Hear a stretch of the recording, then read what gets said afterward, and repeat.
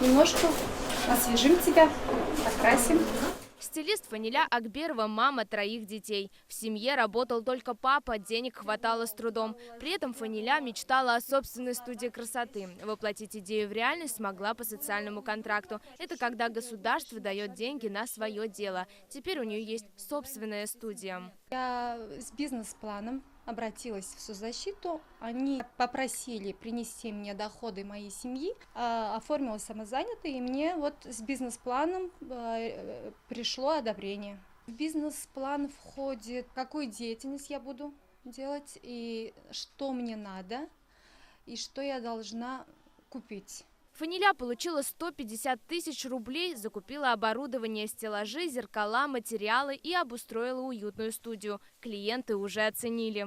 Пока мы работаем как маленькая студия, а в дальнейшем расширимся, Алла Берса, надеюсь, будем салоном красоты. В этом году в Балтасинском районе социальные контракты заключили 20 человек. Все они открыли свое дело – швейное, ремесленное, строительное. Рассчитывать на такую помощь могут семьи с невысоким доходом. Чтобы получить социальный контракт, нужно обратиться в отдел социальной защиты по месту жительства или в МФЦ со всеми необходимыми документами. Мы сначала запросы делаем на имущественную обеспеченность, на транспортную обеспеченность. Запросы они электронные, межведомственные.